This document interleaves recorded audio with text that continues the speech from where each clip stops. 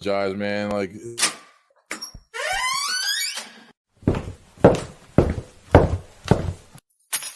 Back Home Media.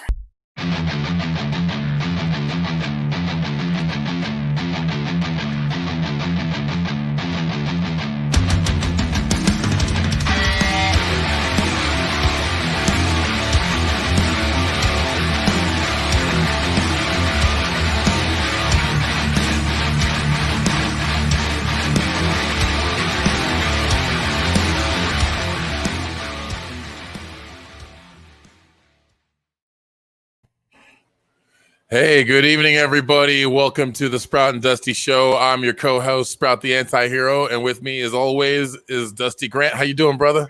What's up, guys? I'm doing well, man. I'm excited to be back after 2 weeks off. I missed all you goofy bastards out there. I missed all them goofy bastards, too. I had a couple of weeks off my damn self, which is unlike me, because I don't like taking time off for shit. But Me either. Me either. I had to. So what have you been doing? What'd you have to do? Well, I ended up having to move. I moved from Parker, Colorado to Oklahoma City, Norman area. It was an interesting reason, but I know a little bit about that, but we won't get into that. Yeah, we won't get into that. It's really painful shit. Yeah. But hey, how you doing tonight, Caitlin? Caitlin, guys, don't forget to start watch parties if you're just tuning in. Definitely share to groups, anything like that. Let your friends know about the show. As always, this show is brought to you by Big Fish Bail Bonds, the #1 bail bondsman in Wichita, Kansas. Serving Wichita, Sedgwick County area. You can call 316-262-4100, 24 hours a day, 7 days a week, and have your loved ones wake up at home. Big Fish Bail Bonds, we love you. You're a great sponsor, and if you guys ever find yourself in a jam, give them a call. Word just sucks. So how is Oklahoma so far? Are you getting settled in down there? Yeah, I'm getting settled in okay. It's been cool to be closer to people I actually know. You're back in the pipeline, baby. You're back in the pipeline. Yeah, I went to go see Brandon Hadenough perform in Oklahoma City a couple of nights ago. It was Wednesday night. Yeah, a couple nights ago. It was really good, man. Cool live hip hop. You know, I haven't seen much live music at all, so they're performing down here, so that's good. Whereas bars really weren't open where in Colorado where I was at. I mean, Oklahoma's pretty much just blasted wide open right now, right? I mean, it's just whatever. There's places and things where there's ordinances going on. People are still wearing masks and things like that. Okay. I haven't seen much of anything being enforced or anything like that. It's not like it seems like people are being a little bit more responsible on when they go out, how much they go out. And so when you go out, do you know if the numbers in Oklahoma are rising, or have you looked at that stuff, or like I don't know about you? No, I haven't looked at it, and the only reason I haven't looked at it is I barely go anywhere. But yeah. I think whatever it is, it doesn't matter to most here. Okay. The way they act and the way they're going about life, it really doesn't matter to most here. Well, I mean, it is what it is. When I was up in Durango, I went up there for vacation. Mm-hmm. It was like mandatory every single place you went. Everybody had a mask on. Yeah. Everything was heavily enforced there. Like they wouldn't even let you in places and stuff like that. Right. So that's the record store I went to was like that before the state even made it mandatory for masks to be worn in public places and businesses. I mean, I'm cool with it. I mean, I'm only going to be there for 20 to 30 minutes looking through records anyway. What's this freaking mask? You know, it's no big deal with me. But you know, they're doing what they got to do, and they've been able, I know for a fact, to keep things kind of calm down in Colorado. You know, that just some places are a little bit more hard-headed, and if I can even say ignorant, than others.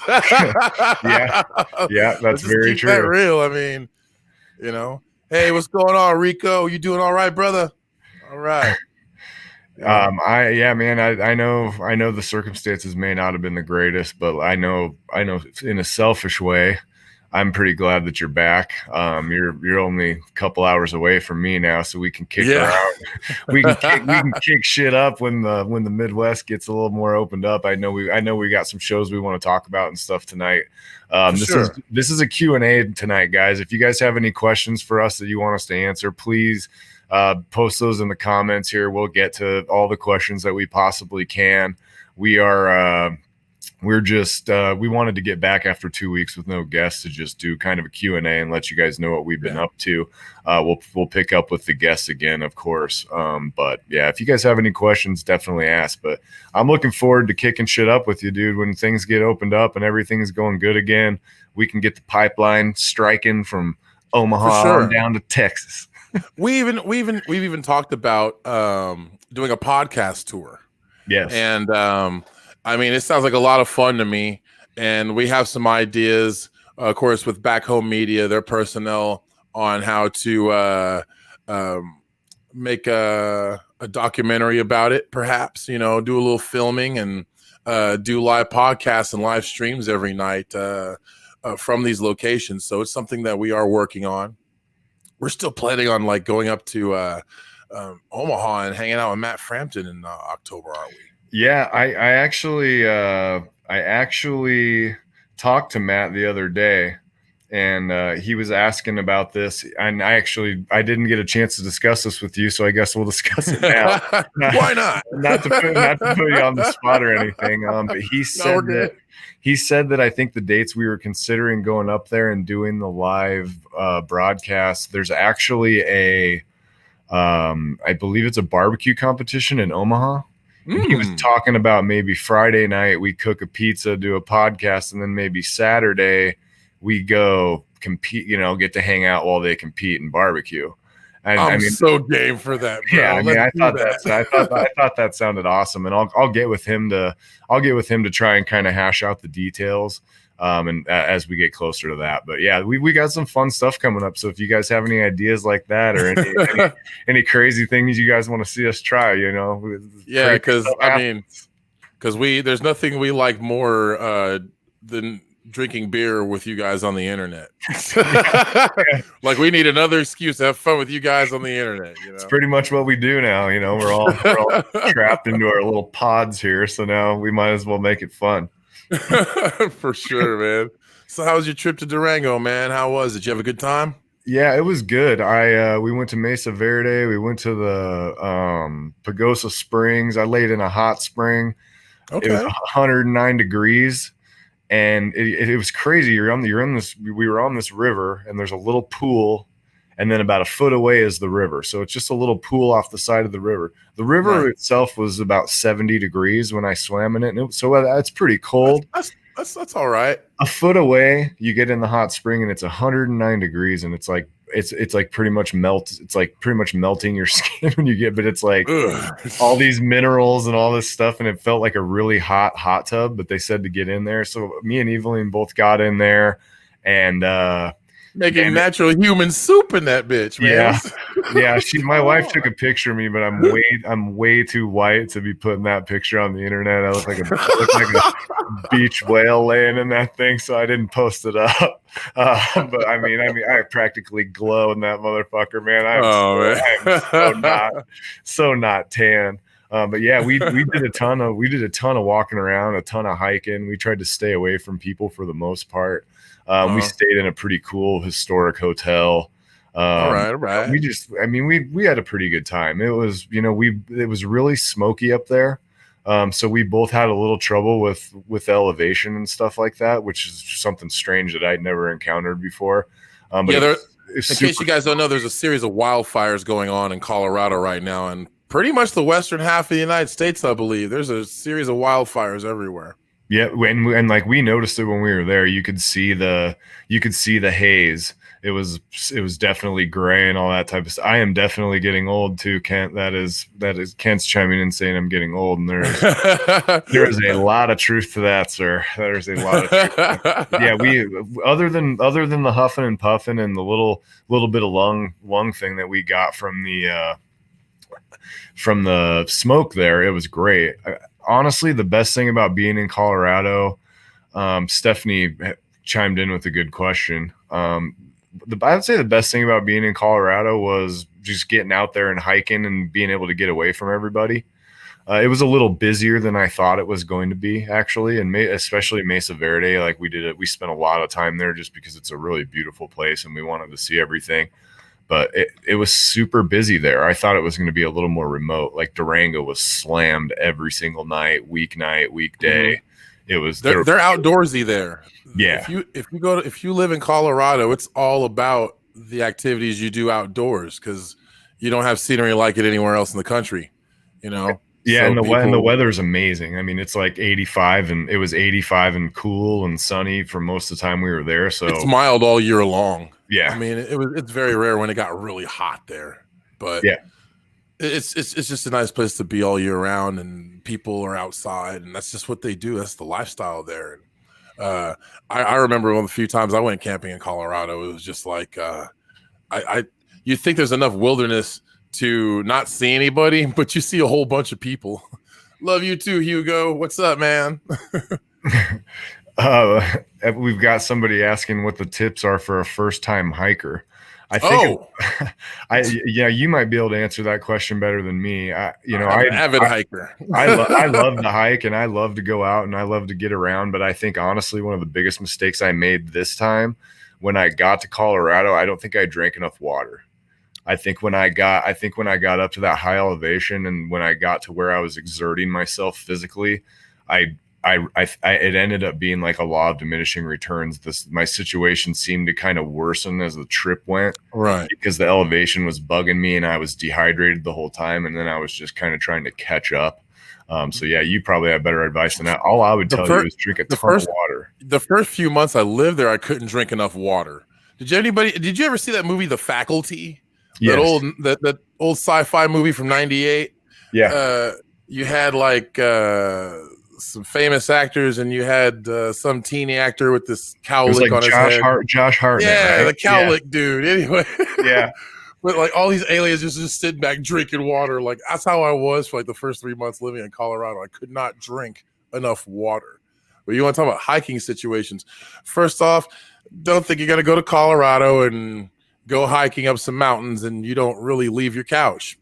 I suggest you get in shape first while you're drinking the water. That really helps. You know, it's good to go out hiking, but make sure it's something that you can actually physically do. There's plenty of nice, easy trails in Colorado. You may not be in the mountains, but you'll be around them things. You won't stress yourself. You know, I've done week-long hikes. I've been hiking for months. You know, it's just no joke out in the wilderness. Wear pants. You know, don't think just wear shorts because I don't like pants. Well, guess what? You could be stuck up there and it will get cold quick in the altitude. So be equipped when you go up there. I tell people that all the time. So Hugo's asking, when's y'all's next performance or still laying low? Hugo, I am happy to announce that I will be playing a show next Thursday night in Tulsa, Oklahoma. I decided to start booking shows again because honestly, I can do whatever the fuck I want. And, and I want to play. I know. And I want to play shows right now. And I really feel the need to see my friends and family on the road. It's something I didn't have for almost the last year and a half. Pretty much the last year and a half. So I just need to be out there, and there are places that are willing to have me, and I'm glad to be going there. So Thursday, I'm playing in Tulsa at Badass Renee's. I'll be playing all night long. It's just me solo. So if you guys get thirsty there in Tulsa on Thursday night, come in, have a drink. Friday night, I'll be at this bar in Ark City, Kansas called One More. I'll be playing all night, just me, all-nighter. So show up there if you can, have you some drinks.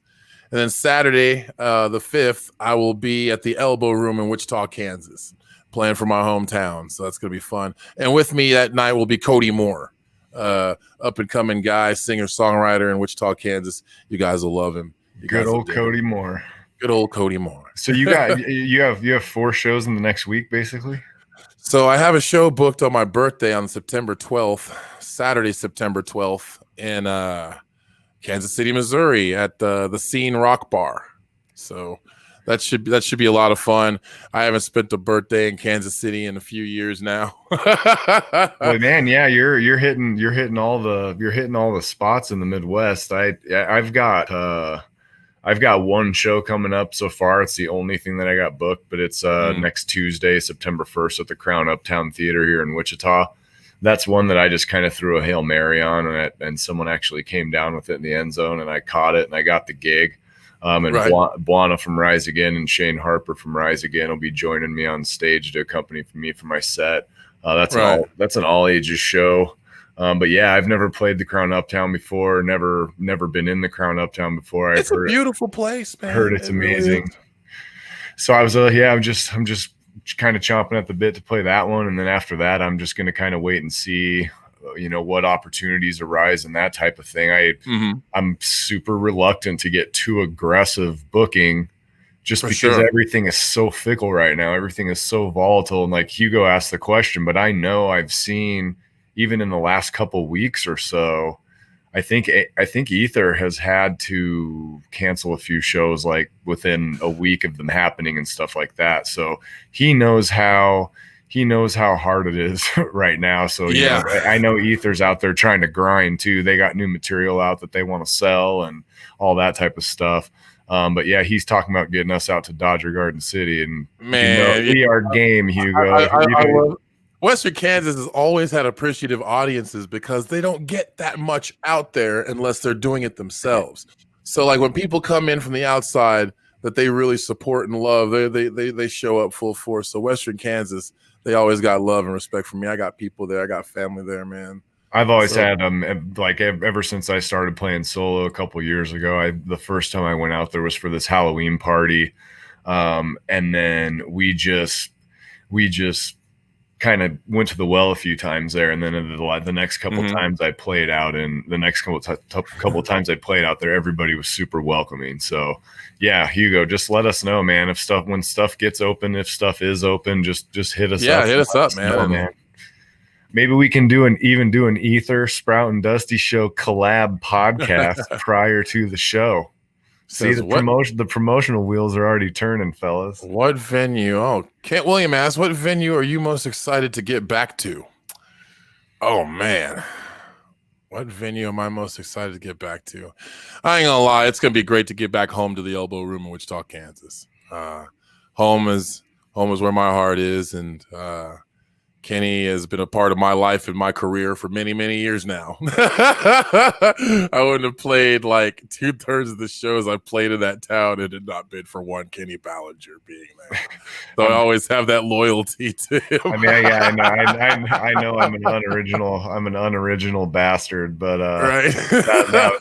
That's my answer too. I've told Kenny, I'm like, man, if you get anything you think I'd fit good on here as things go forward, definitely let me know. But yeah, Elbow Room would be my first too. That's just a place, man. It just feels like home. Just feels like home. And I've played in many other spots where I feel like home too, across the Midwest, the West. I mean, I've played in so many spots. Like every time, no matter what's open in West Texas, I'm having fun there some way, somehow. I've had a lot of fun times, doing private events. I've done private events for, some of the hippies, the Texas Hippie Coalition crowd. I've done some weddings and some things where, it's just fun going to Hippie Hollow and playing shows for people and having a good time. And I played some weddings, and I played a wedding a few years ago at a place called Deerfield, I believe, Deerfield, Kansas. Somewhere way out west, I think past Garden City. I was like, whoa. And it was a cool wedding. There's a whole bunch of people that had this badass taco bar, I remember. That sounds like my kind of wedding, man. Taco bar. Yeah. The taco bar was dope. Hey, will you play the show? I'm not sure. We have a taco bar. Okay. All right. Yeah. I mean, if I get free taco bar, you can count me in.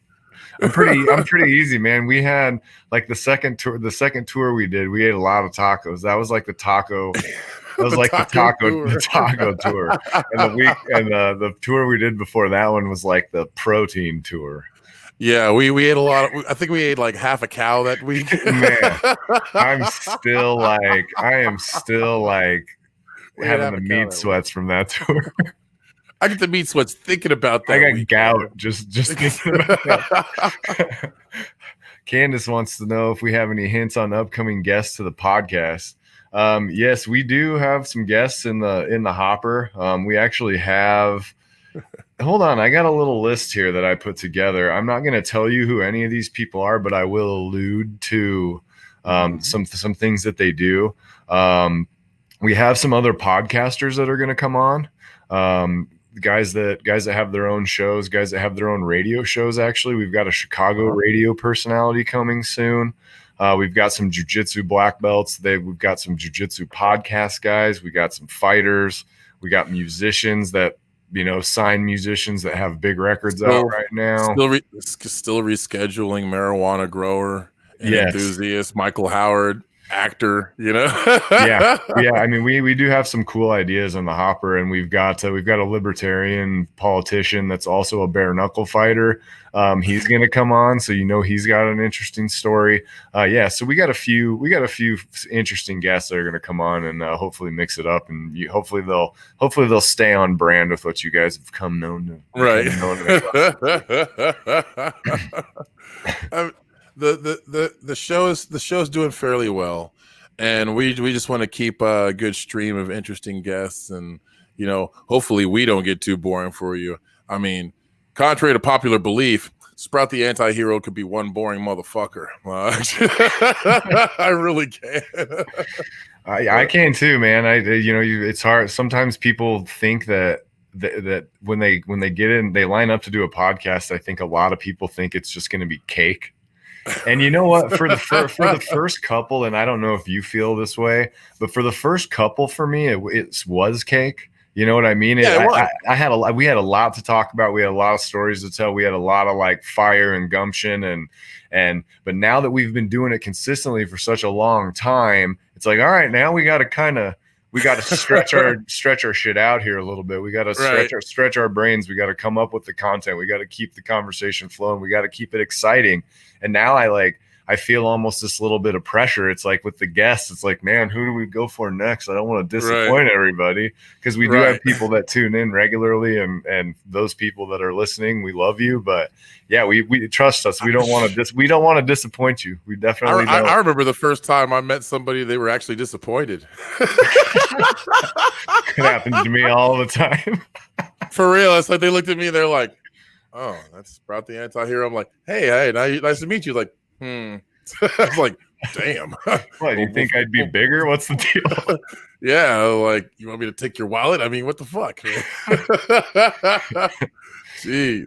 But yeah, it's just that type of deal when you try and keep consistently busy and things like that, and you don't think everybody knows who you are. And I'm by no means some large celebrity or something like that. I'm nobody somebody should be automatically recognized on the street.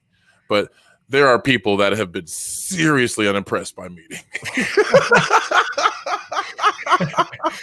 Me too, man. Me too. If I had a nickel for every time someone was disappointed by meeting me after hearing me or something like that, man, I don't even feel bad for him. I don't either. I don't feel bad for him either. That's part of that getting older thing that Kent went back to. Kent was saying how old we're getting, and as I get older, man, I just don't Thank you, James. give a shit. Thanks, James. Even though we're getting older, James still thinks we're sexy. So I mean, we got that going for us. So screw everybody who doesn't like it. As long as James loves us, it's all that matters. That's right.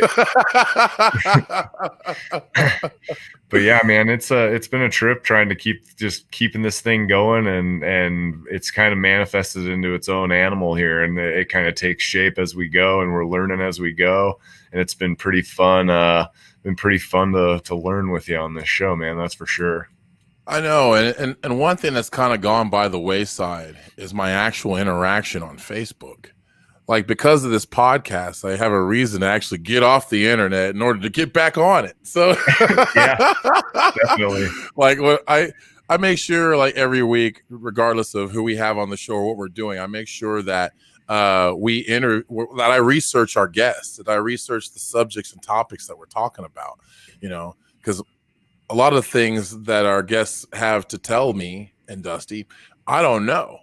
And I am there as a student to learn from our guests. So I do put in quite a bit of work every week to get things ready for the show, and also just been involved in other people's podcasts and Back Home Media. Man, there's some talent on that, man. Like Back Home Media, you guys get a chance, man. Check that shiz out. Yeah, if you guys don't know, Back Home Media is our producer, and they host the show. There's a ton of other shows like the Ether Podcast, the Easy Out Podcast, Free in the Free Zone with Norm. There's just so many shows. I can't even name them all, but there's so many talented, awesome people that are willing to help out. So if you haven't checked out Back Home Media, you need to do that now. And there's certainly a podcast on there. There's on the roster for everyone. So certainly got everything covered. So check out Back Home Media when you guys can. So I guess Buana must be watching. She says meat sweats are sexy. Well, I don't believe that. I don't think Buana believes that. I don't think if I had meat sweats and I was in her presence that she would think that was sexy in any way, shape, or form. Backdoor Media. Whose ass you holding the camera on, James? Did I say backdoor? I didn't. Did I say backdoor? Did one of us say backdoor? Or I don't know. Or do we just have a jokester over there in the comments? I hope I didn't say backdoor. See, I knew it, Blonde. I know you. I know you're not going to be impressed by meat sweats. Hey, Adam and Eve and Vivid are the kings of like Backdoor Media. I mean, we'll leave that to them. We will leave that to them. Buana goes, no. It always takes a turn towards the gutter, doesn't it? It does. Oh man, but yeah, I've been on a unfriending binge. It feels good, doesn't it? Yes. And what's funny is that people seem to think I have an actual criteria for deleting someone. Mm-mm. And I do not. That would imply that I discriminate. And I do not. If you're a piece of shit, then that's it. And basically the people I have been deleting aren't people I just see something out of and get upset about. I'm upset at these people every fucking day, so I should probably just not see them. That's what's been happening with me too, man. I know you. Buana saying she just purged 1,500 people from her friends list. I was getting up there towards the max for a while there, and I went through and I dropped like 3,500 people off my list. And man, my social media is a lot more enjoyable now. I have 5,000 friends on Facebook, and I don't need to hear from them all, I guess. And it's not even that my opinions differ from somebody else's, man. An asshole is just gonna be an asshole. Man, James, you ain't going, man, sit down, man. Sit down. You ain't going nowhere. Just sit down. Anyway, I don't do that, man. I don't sit there and say because you think this or believe in this, I'm unfriending you. No, I'm unfriending you probably because you're an asshole or you're fucking racist or you're just ignorant, plain out ignorant. I am tired of going on the internet and seeing people talk about shit they couldn't possibly have been interested in before. Well, you get these people. Like I know that I haven't I guess I've seen so much political stuff on there that I'm so sick of it. Like I don't want to get on there and see that. And if you're one of those people that's all you post, I mean, I don't mind if you post your opinion or a political thing every once in a while. Everyone has that right. That's part of life. Everything, it's cool. But if you're one of those people that's just constantly beating the Donald Trump thing, constantly beating the Biden thing, whatever the topic may be, if all the posts I see and that's all I think of that's associated with your name, bye. That's it. I unfriend your ass, unfollow you. If it makes political sense for me to still be friends with you, but I don't like your point of view, I'll just unfollow you like a ninja. You won't even know. Real. Like you won't even know. Like you might not give a fuck about Sprouts posts anyway, but at least you ain't got to worry about me not seeing it, or I ain't got to worry about you. You didn't care to begin with. I mean, there's people that There's people I know that didn't care about the black community. They just have something to say because they want to bitch. And I'm going to say this one more time. I'm going to say this one more time. If you are constantly complaining and bitching about things, and you're vehement about what you're standing up for, go out there and make a difference. Because if you're just sitting there bitching on the internet, it's as such, you are a bitch. That's it. Doesn't mean shit. It doesn't mean shit. All you're doing is running your mouth.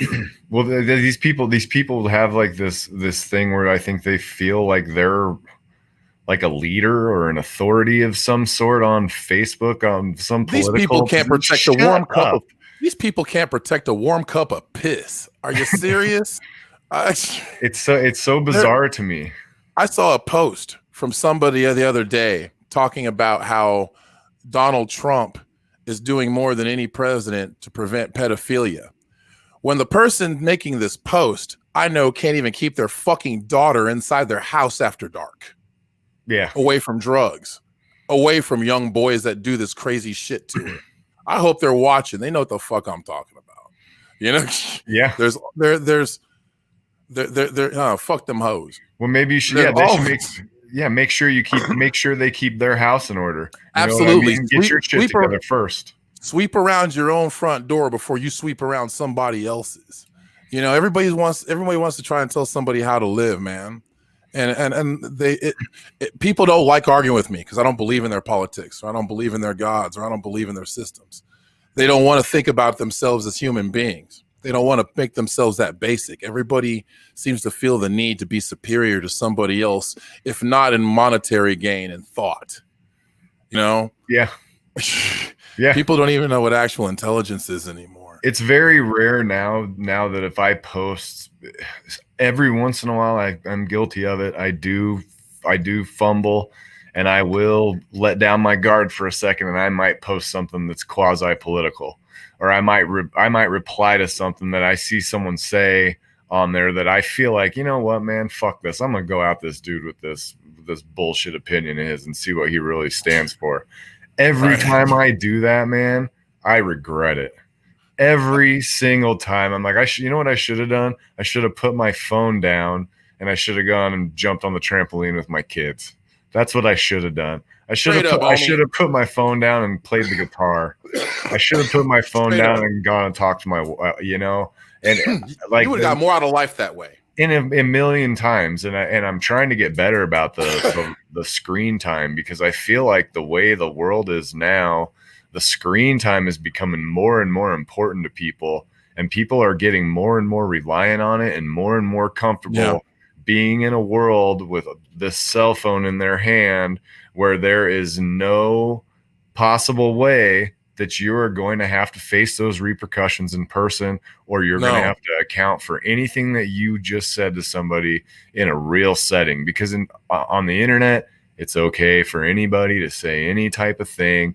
And I think people are getting a little bit bitch made in that regard, because I've had a few people say some stuff to me, and you know what I'm talking about, that if they would have said that shit to me in person, like the way I've been disrespected by a couple people that I thought I was friends with in the last couple months or so, man, that might not have panned out so well in person. You know what I mean? Not saying I'm some badass or I'm some bully or anything like that, but I certainly would have made that person stand up and help take accountability for what they had to say. There's the big fish himself. I will put that phone down and come have a beer with you, neighbor. Don't you worry. I mean, like, there's people that I have been close to for years, and I now know what they are. Yeah. And I'll never talk to them again. And it has nothing, like us, once again, has nothing to do with their politics, has nothing to do with their religion, has nothing to do with their color or anything thereof, but just as they are as people and the content of their character. And I know the content of my character hasn't been always the best, but you know what? I made strides in my life to better that. What kind of people should one be surrounded by once they get a certain age? How old is too old for bullshit? You know? Yeah. I know a lot of grown folks into some strange stuff, man. And it's just like nobody wants to just break things down into its most simplest anymore. And I'm just tired of that. And there's things I don't have to see, and there's things I don't have to hear. Yeah, and that is a great thing about it. You can just turn them off. I mean, you don't have to look at it. You But know I what I'm mean, looking at? I look forward to Derek Campbell's bass fishing pictures, same. and I look forward to Buana's chicken fried steak crusade. Man, that's been awesome. You know? yeah. Those are the types of things I want to see. I want to see what you're doing if you're hiking, or I want to see what record you're listening to, Right. or whatever it is, man. Those are the people that what are my artist friends up to? What are my comedian friends up to? What are my chef friends up to? What are my financial analyst friends up to? We know all kinds of people, and we've befriended all kinds of people to where our lives don't have to be so boring. I mean, Yeah. there's a reason we went out into the world instead of, I hate using this term, but keeping it normal. I've just never have done that. I've never been traditional. It seems like this episode is kind of starting to take a coming of age type vibe, as you get a little older. But you said it best. You're like, man, I'm getting a little bit too old for this bullshit. I mean, it's kind of weird to me that a 40-year-old man occupies his day posting political shit that he doesn't even know is true on a social media site. That seems like a very immature lifestyle for a grown-ass man to be having. And I post on social media, and I'm on social media more than I probably should be. I mean, I'm guilty of it just like anybody is. But man, I see some people that post 25 times a day. You know what I'm saying? People that I got an old bandmate, and it's sad as fuck. If you want my opinion on this, I got an old bandmate. I won't say some names. One of the greatest drummers I've ever fucking seen in my life. He'd much rather fucking sit on the internet and post theories. I can't even call them conspiracies because I really don't give a fuck, but they're theories nonetheless. He'd much rather do that than enjoy his life with his skills as a musician. Like that bothers me a whole lot, because there's just more to life than what we might think we're fighting for. We don't even know the truth about anything. I'm talking about anything. And that's why I don't argue with people. Whatever happened to the days, this is talking about coming of age. What happened to the days where, like, when people genuinely didn't know somebody or know something, it was okay to say, you know what? I don't have the answer. I don't know. There's nothing wrong with that. Whatever happened to that type of humility? Whatever happened to being humble and just being like, you know what, homie? I don't know what the hell you're talking about. So you have to argue with you to know if it's true or not. People don't believe in dialogue anymore. They believe in memes. It's really hard to talk to an actual adult anymore, Dusty. I feel like it is way less though in person. I feel like when I'm sitting at, when I'm at a concert, or I'm at a bar or a restaurant, or I'm out with friends, or I'm at a birthday party or a barbecue or whatever the heck it might be, I mesh well with different types of people. I have no problem with different types of people of different races, creeds, religions, races, whatever it might be, political perspectives, all that type of stuff. I mean, I feel like I've got a pretty diverse group of friends, and I rarely ever see anybody calling each other this or that or the other thing, or running somebody's spouse down, or saying really disrespectful shit in those types of places. Whereas it's so easy to just type it. And you're right, man. I think a little more humility would go a long way. That's for sure. But nobody gives a fuck about that. And I wish they did. Everybody, like we talked about how people, hey, how you doing? Yeah, social media did happen. It did. I'm not saying people shouldn't have a voice, because there's times where our voices are necessary. But somebody asked me the other day what really bothers me about what's going on today. And I said the fact that people, the information is out there, but there's just so much misinformation. But people don't want to seem so different from the next, and they always want to be on the side that's right, whatever that is anymore. Do we even know what the fuck that is anymore? No, because I'm not. Dude, are you even sure?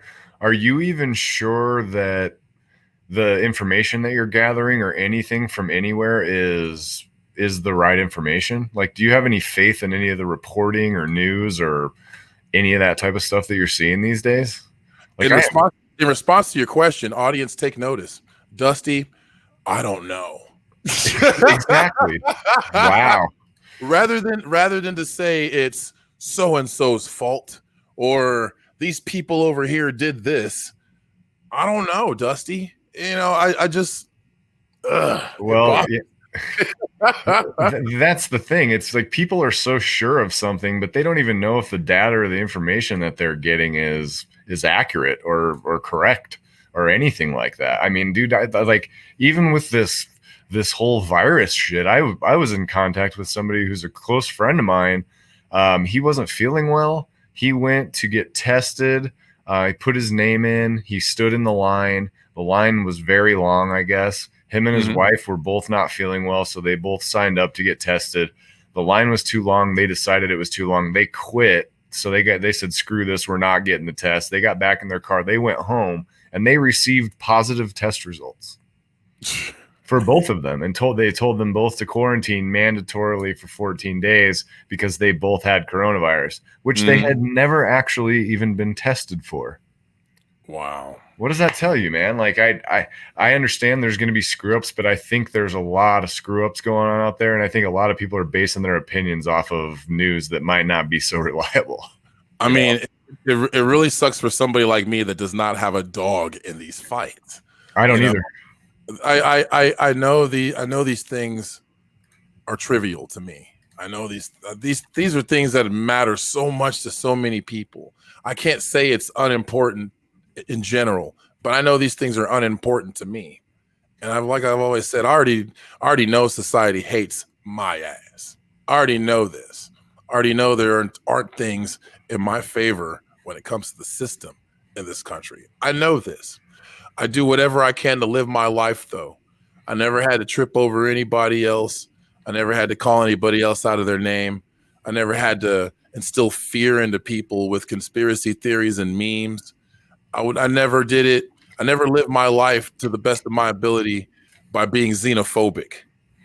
I never lived my life to the best of my ability by being an asshole to people and not having the empathy that it takes to be on this planet anymore. Now, there are some people I do not have empathy for. Trust me. And those are usually people that hurt children or the elderly. That's usually where I draw the line. But people don't care about respect anymore. It's always about, I feel like people are picking something other than football teams and basketball teams to worship and be shitty to each other over. Political parties are the new football team, guys. Yeah.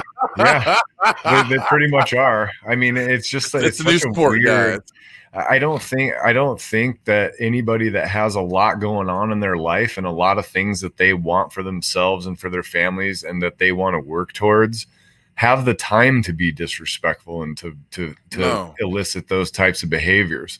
You know what I mean? Like, for the most part, man, I don't have time in my day to research some political information that fits my agenda and to ram it down people's throats on Facebook all day and to argue in the comments for hours at a time. I can't research for this show. I can't do graphic design for the show. I can't promote for the show. I can't be with my kids. I can't be with my wife. I can't practice my music. I can't rehearse. I can't write. I can't watch season 1 of Cobra Kai if I did that. You know what I'm saying? I watched it today. I watched that shit today too, homie. I binged the entire first season today. Oh, me too, dude. I am in love. I love that show. You know what? I wouldn't have said this in '84 when I saw this movie, but man, Johnny Lawrence is my hero. Fuck it. The way that they tied the movies into this series, and then they left out the crappy Karate Kids too. Yes. They didn't have the Jaden Smith one. They didn't have the other Karate Kid one with the girl. Or I don't remember which one that was. My favorite part in season 1. Spoiler alert for all you. Spoiler alert. There we go. It's been out long enough. It's been out long enough. You'll see it. But my favorite part of season 1 is when Johnny was sitting there with his student telling him the story about how he met Daniel LaRusso. And if anybody knows anything about the pop culture history of the Karate Kid, there is this thesis written by this gentleman who puts Daniel as the aggressor instead of Johnny. And they use this theory in the show. You guys just have to watch it. It's freaking. I died. No, he's like, and Johnny was such an innocent guy. Well, and then the first episode where I think it was the first episode when they finally run into each other. It's like, oh, this is the guy that, you stole my girl. And he's like, well, she wasn't really your girl. Like, that, I mean, I just started still watching. Clowning, dude. Yeah. All the years, like clowning, like, wow. I loved it. I didn't want to gloss over the cryptocurrency question, but the Karate Kid, the Netflix Karate Kid came, and man, I absolutely love it. That's one of my favorite movies of all time when I was a kid, as a martial artist, and I mean, it was just such a cool movie, and it was targeted at guys our age. You know what I mean? But this is what's crazy. I normally do not watch television programming or series in general, let alone a series involving teenage kids. I like adult entertainment. Yeah, me too. I'll watch some porn and gore and horror and real death on the internet. That's my entertainment. Fights, shit like that, and some basketball. Yeah, sports. That type of thing. Mixed martial arts sometimes. That's my entertainment.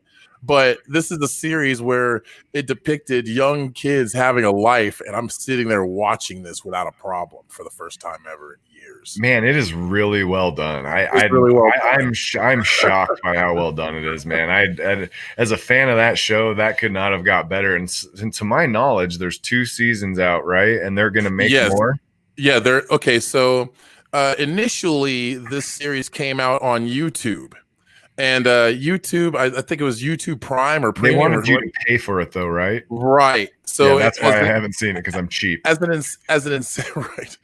an incentive to, well, who needs another streaming program or streaming subscription? So as an incentive to subscribe and pay for a subscription, they started developing, like Amazon, their own series, their own documentaries, films, things like that. And that was the big one that they were using to market to people to get them to pay for this streaming service. Right. Well, I mean, it didn't take off like it should. And they had apparently this really good television show, that nobody was seeing because they didn't want to pay YouTube any more money, And so they made a deal with Netflix. They're working on a season 3 right now as we speak. And the first 2 seasons are online today. They're fantastic. Absolutely fantastic. Yeah, I think I'm like in the second or third episode into the second season now. I'm on the first episode of the second season, but my aunt is here, and she's probably in her 60s, and she started watching it with me. You should have seen us both, man. By the time my wife's like 6 hours later, I'm still laying there in my sweatpants. I'm like, this show is amazing. I love it. Hey, it's a good show. And I kept watching it, and she's like, no, you're gonna pause it. And she's like, because you're not watching any of this until I get back. I'm like, okay, all right, I'll wait. But it's awesome. I'm super stoked to watch the second season. It's been a long time since I saw a show to where I have to pause it between pee breaks. That's special to me because I don't take anything seriously when it comes to television or films. But it really is well done. So if you guys, instead of talking that bullshit on the internet, check out Cobra Kai on Netflix. Hell yeah, it'll do you some good. There's another question about what's your favorite drink of choice during the quarantine: beer versus hard liquor. Oh shit, man! What's your go-to? I don't discriminate. But I've been drinking like usually during quarantine, a lot of tequila, and I drank a lot of Coors and a lot of Modelo and a lot of Dos Equis. Now, since I moved to Oklahoma, I've been drinking Mickey's every night. Mickey's malt liquor. Yes. In grenade form or in 40-ounce form? I'm a big kid. I can drink a full glass. So it's usually a couple of 40s. I mean, like a couple of 40 ounces of Mickey's. still looking good. I still ain't put on no weight. I'm good.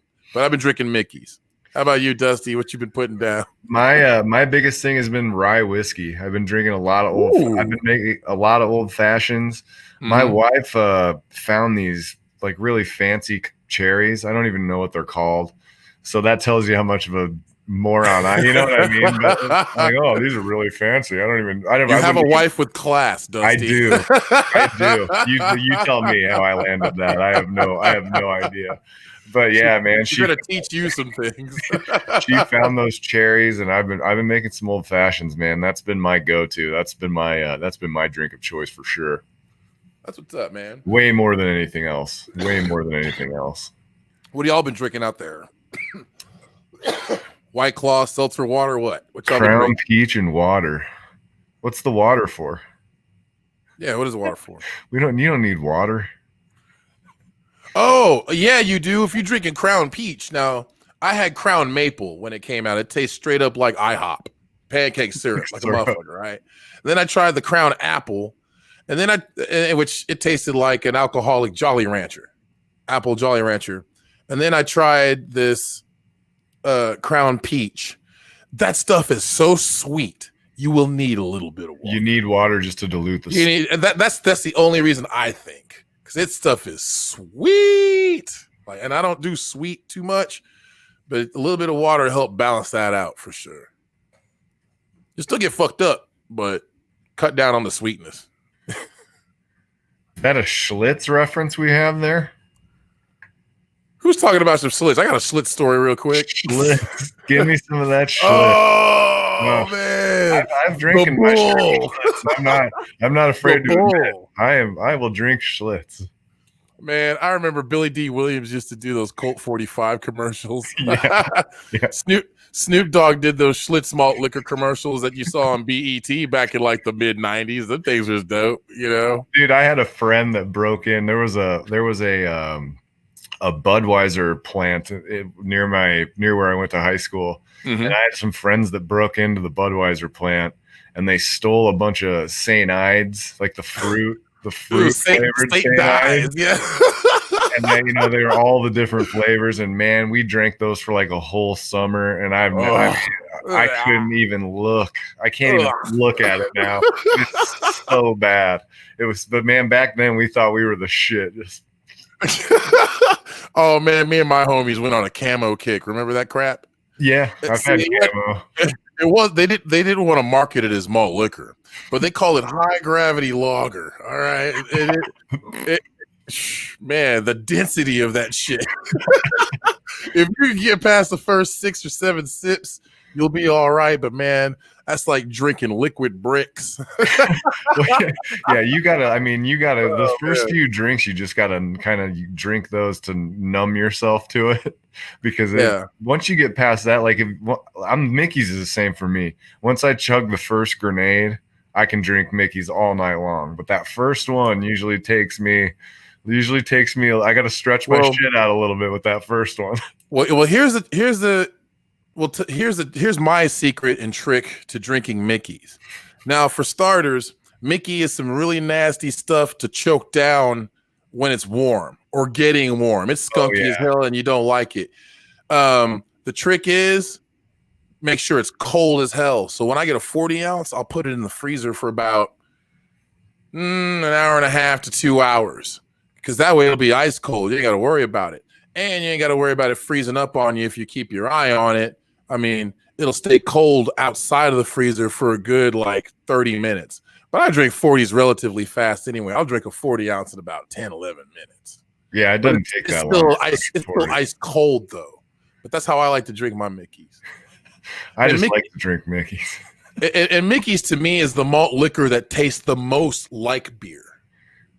My jiu-jitsu coach Fox, you know Jake Fox, but his biggest thing is if you leave your belt or you leave your gi top or you leave your pants or something at the gym, there's a penalty, and you either have to bring him a bottle of really cheap shitty like McCormick's charcoal filtered vodka, or you have to bring him a 6-pack of Mickey's grenades, and then he keeps those in the fridge at the gym. And like every once in a while, when we get done training, we'll bust out the Mickey's grenades, trying to solve the riddles and shit, you know.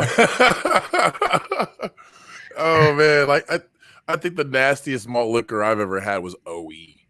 Yeah, it's bad, and I've drank a lot of them. It's just it really isn't about what you're drinking; it's who you're drinking it with. And if you had some broke ass motherfucking homies like I had, yeah, we drinking a lot of OE together.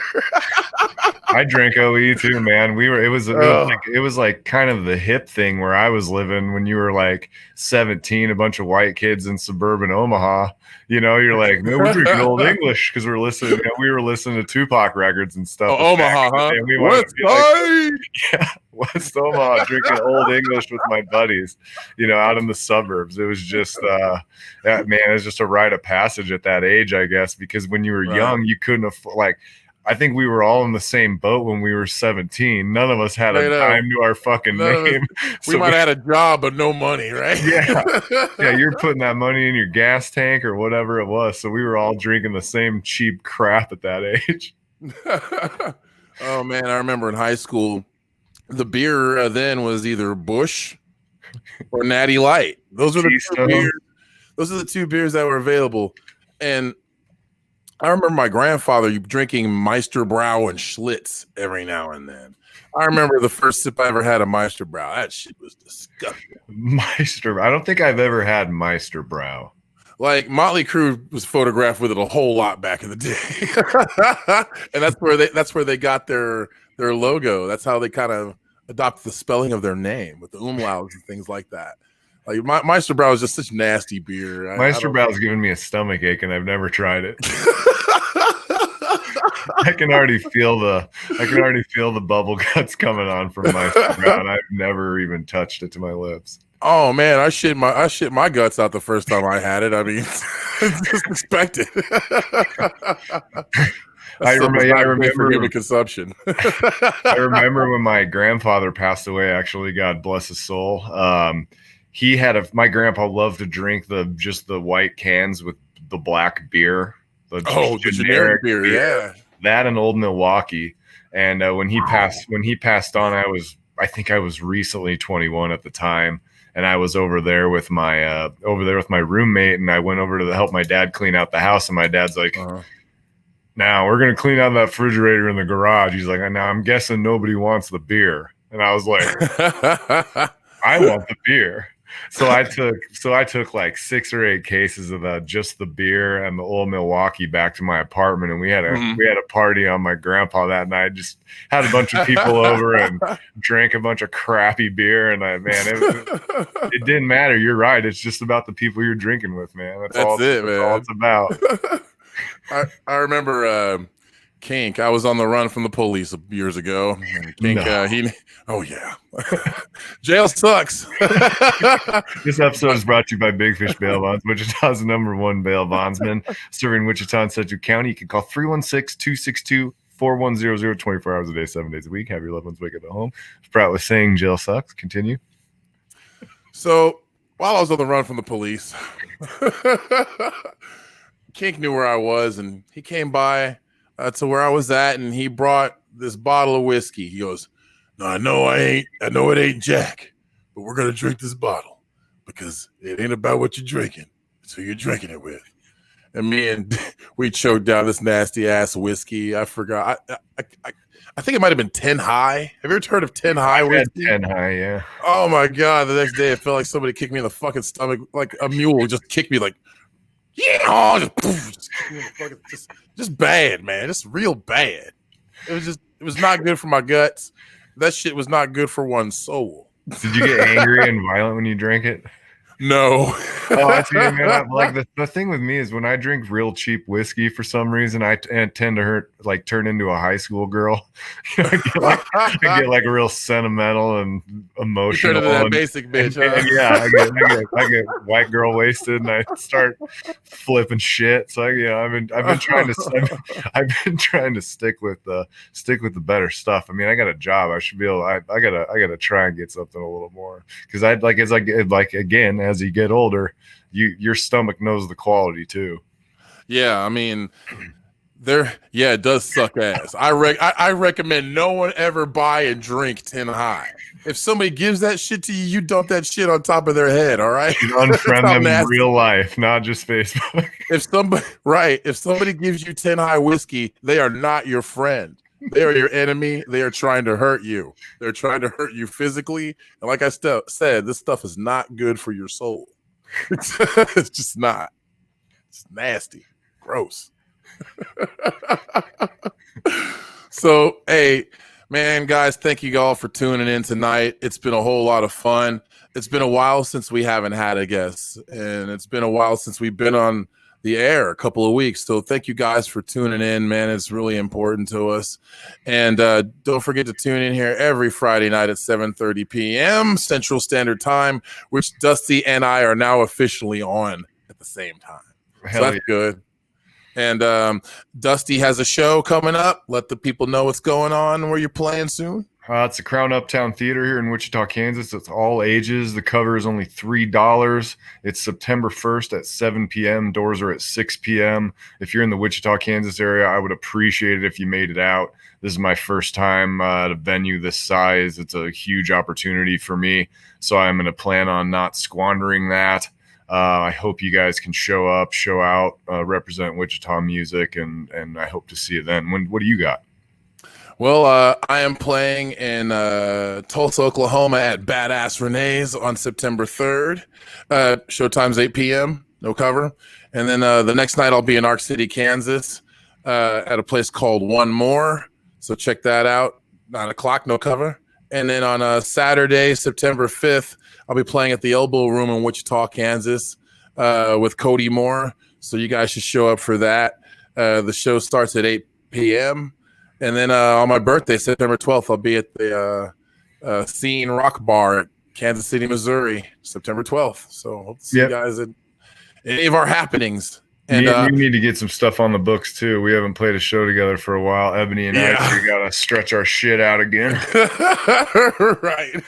Let the people know what's happening. Straight up. Oh, and something else, man. I got to tell my son, one of my 2 sons, Evan, happy birthday. He'll be 19 years old tomorrow. Right on. Happy birthday, Evan. Yeah. 19 years with that little guy on Earth. And he ain't managed to piss off anybody. He's doing really good. He's done me and his family proud. So I love you, son. Have a happy birthday. And don't get into no trouble and don't do anything stupid. That's great advice from your father. Listen to him, Evan. Proud of you. All right. Oh, okay. So I'll be in Colorado for your 3 shows next weekend. I'm planning on being. Well, I'll see you there, and we're gonna be drinking and having a good old time. Oh, thank you, Candace. Thank you, Candace. Appreciate you, man. Thank you guys for tuning in. Share our page. Yo, fat kid, drop that beat. Well, I don't think it, I thought it, that's different. I said what I said and I meant it, or lamented. Words given weight without thought in a person, the way that I talk and the way that I ought to be able to pause and to say that the fault can be placed on my arms. To display for assault, to disgrace in its arm. Pray for the day they could wait for the calm. You can't control the storm, only weather it, whether it's 5 weeks and 5 days of rain sideways, or scorched earth, search for death, or water left with all the thorns, with the petals gone, settle on the breath of autumn. If the crown fits, wear it, the crown fits.